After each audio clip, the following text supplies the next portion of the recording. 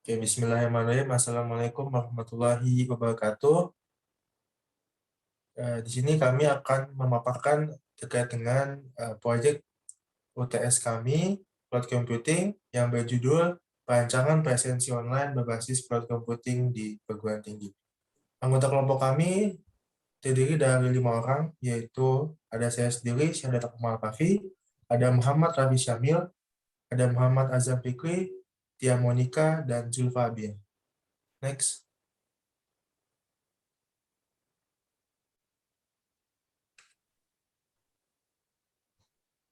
Oke, selanjutnya ada latar belakang mengenai pemilihan dari judul proyek kami.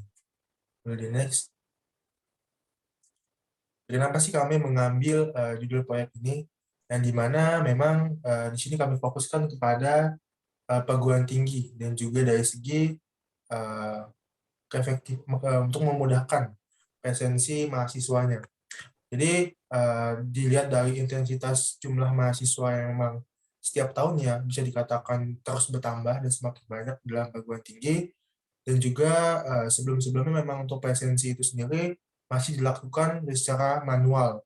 Jadi masih banyak atau bisa dikatakan kurang efektif dan juga efisien dalam melakukan presensi mahasiswa, dan juga banyak terjadi kecurangan yang dilakukan oleh mahasiswa seperti memasukkan tanda tangan ataupun titik absen. Nah, di situ kami mencoba merancang sebuah proyek yang dimana membuat sebuah absensi berbasis online dengan sistem QR yang memang nantinya akan terinclude ke dalam kartu tanda mahasiswa. Yang dimana hal itu untuk meningkatkan keefektifan dan juga produktivitas tingkat akademik, dan juga untuk memudahkan lembaga akademik dalam memeriksa absensi mahasiswa dan juga untuk meminimalisir terjadinya kecurangan oleh mahasiswa. Oke, mungkin itu penjelasan mengenai latar belakang. Bisa dilanjut next. Oke, selanjutnya ada rumusan masalah yang akan disampaikan oleh Syamil. Silakan. Oke, rumusan masalah. Baik, pertanyaan bagaimana cara implementasi agar sesuai dengan kebutuhan mahasiswa dan lembaga akademik, serta bagaimana perancangan arsitektur presensi perkuliahan dengan QR bisa terintegrasi ke dalam cloud computing. Next. Selanjutnya tujuan proyek. Di sini apa tujuan proyek kita, yaitu yang pertama dengan diharapkannya sistem baru yang menggunakan QR Code ini pada presensi mahasiswa diharapkan dapat meningkatkan efisiensi pada presensi. Yang kedua, dengan diterapkannya sistem baru ini yang menggunakan QR Code pada presensi mahasiswa diharapkan dapat meningkatkan keakuratan data dalam proses presensi mata kuliah.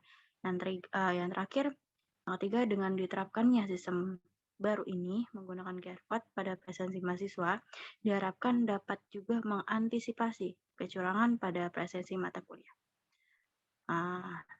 Lanjut ke manfaat. Di sini ada manfaat proyek kami, yaitu yang pertama mempercepat proses presensi mahasiswa dengan benar dan akurat. Yang kedua, meminimalisir kesalahan input presensi yang dilakukan oleh mahasiswa.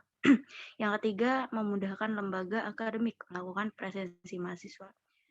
Yang keempat, meminimalisir terjadinya tindakan curang oleh mahasiswa dengan memalsukan tanda tangan. Dan juga yang kelima, kita mampu meningkatkannya kuantitas kehadiran mahasiswa dalam perkuliahan. Next ke studi literatur.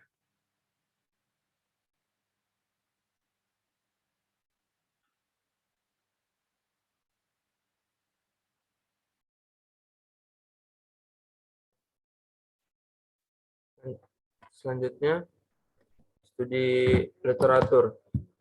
Google Cloud Platform atau GCP adalah produk layanan dari Google. GCP menawarkan berbagai layanan mulai dari kebutuhan penyimpanan analisis, big data, machine learning, dan pengembangan aplikasi. Dan Google Cloud telah menjadi salah satu penyedia cloud terbesar di industri IT.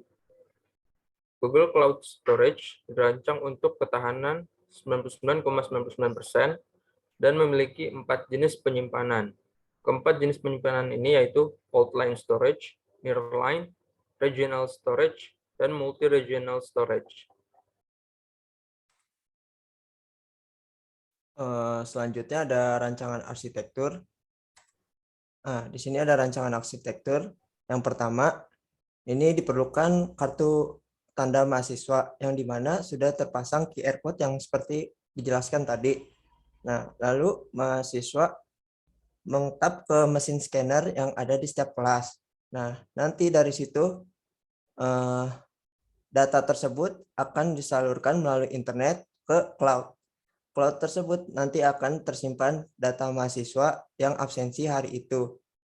Data tersebut dapat diakses oleh dosen yang mengajar dan juga oleh akademik dari kampus tersebut. Selanjutnya akan dijelaskan oleh Tia Monika.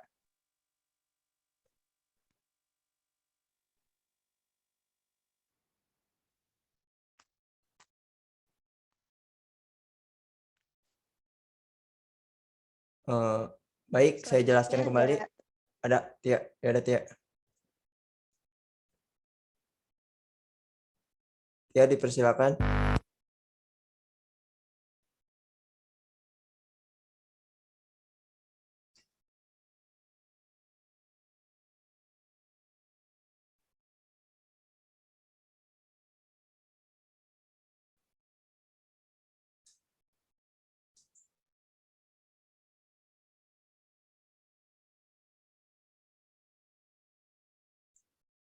Baik, spesifikasi teknis estimasi biaya biar saya yang jelaskan.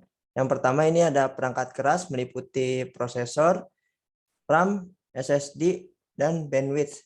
Spesifikasi untuk prosesor ini adalah Core i7, RAM sendiri adalah 8 GB, SSD memerlukan 128 GB, dan bandwidth-nya minimal kecepatan internet 50 Mbps.